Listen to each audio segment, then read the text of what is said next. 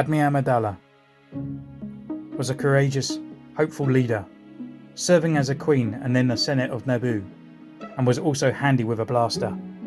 Despite her ideals and all she did for the cause of peace, her secret forbidden marriage to Jedi Anakin Skywalker would prove to be the dire consequences for the galaxy. Hello and welcome to another Centurion's Corner, and today we're reviewing Padme Amidala.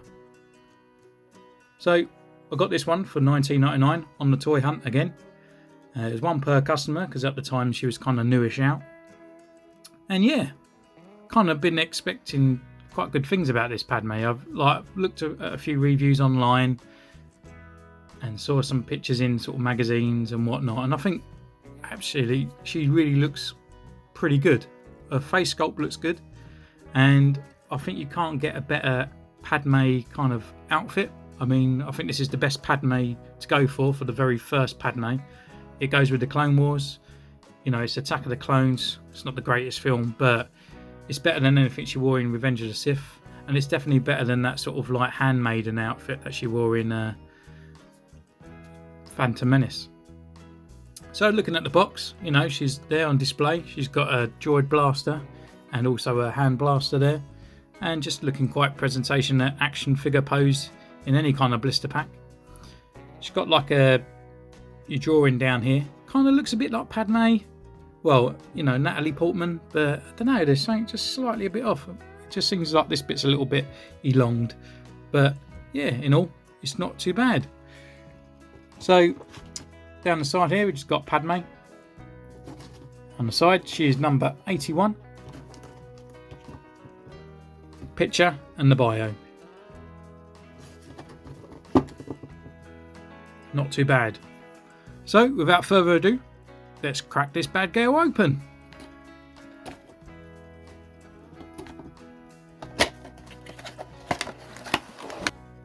So, here she is in her blister pack. She looks kind of small, really. I see what she compares to some of the other characters. I think sometimes they get the female characters just a little bit too small. So when it goes against some of the guys, they just look a little bit abnormal, especially when you get the sort of the taller characters like Phasma and Chewie. The female characters just look way out of proportion. But here she is. As you can see, she's got an extra accessory down here, as it was hindered by the picture on her part there. So I don't know why they don't just chuck it up here so you can see everything she comes with. But yeah, it's just an extra hand, and yeah, well, let's get her out of the blister pack, have a look, take some pictures, which I'll show at the end of this video, and we'll just have a look at her first impressions, and then I'll come back for a full review of the figure.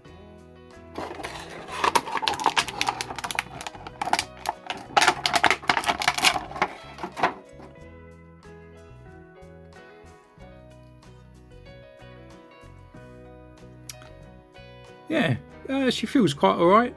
She feels a bit more plasticky, I suppose, than some of the other figures that I've had in the past. And she does feel smaller in the hand, like compared to Jaina and stuff like that. So it'd be nice to see her sort of size comparison. But that face sculpt looks brilliant, I must admit. And yeah, so I'll go away. I'll go and make some pictures, and I'll be back in a mo.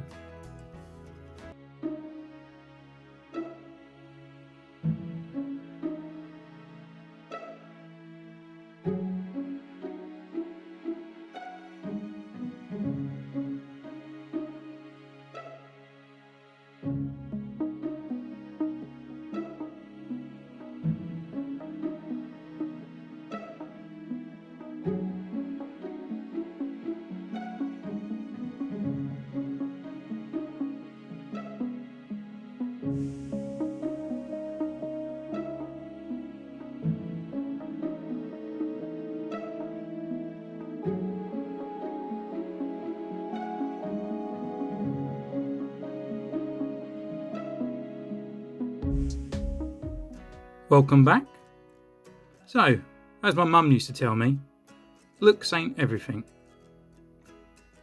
So, you know, I've taken her away, we've had a play, had a few photos, and she looks incredible, I must admit.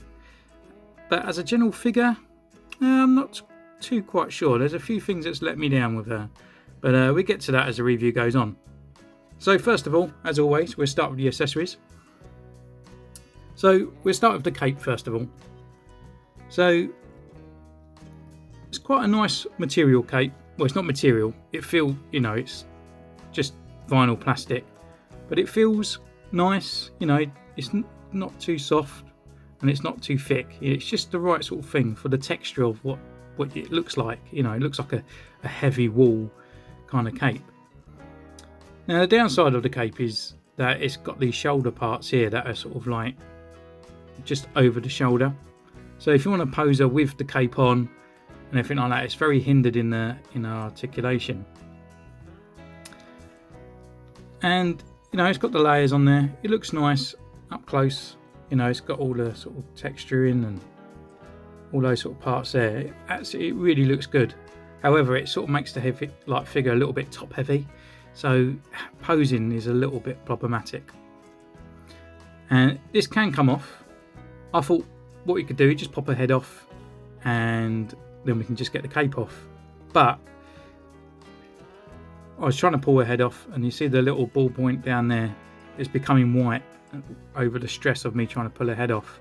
So you've got to kind of sort of like just peel it up over her head, which isn't the best thing in the world, because the more times you're going to do that, you're going to kind of sort of like hinder the paint on the old face. So I probably wouldn't even be displaying her much with this cape on anyway, as I prefer this kind of look, which is Padme's probably most iconic look.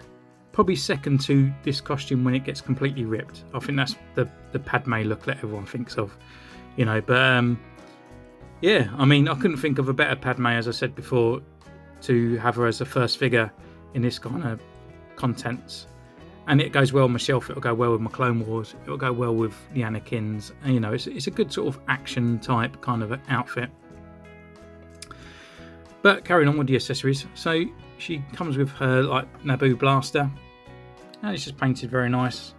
You know, kind of metallic silvering at the top. And then we've got like the wood stock.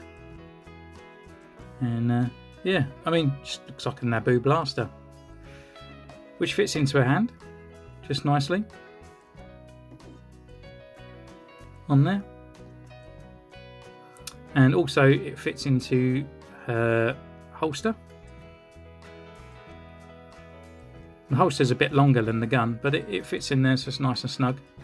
And also she comes with this belt, which is really loose, unfortunately. I don't know whether I would like it glued or maybe a peg in the back just to keep it in place, but it's just goes around. I mean, it's got the look, it's got off the hip kind of sort of look, you know, bit of swagger on it, but yeah, it does spin a lot, you know, it just spins right around. It's not even sort of rigid into one side. It will spin as you're posing the figure and whatnot, but nonetheless it's all right. I mean, it's got no weathering or anything on there, you know, it's just a vinyl plastic kind of belt, you know, but yeah, it's got the detailings and all that, which is fine. Now, this is the part where it started getting a bit of a problem. So she comes with a second hand, which is her second right hand, and it's a little bit larger than this hand for the grip, which is obviously for her droid blaster gun, which she uses in Attack of the Clones, fighting the other battle droids and whatnot.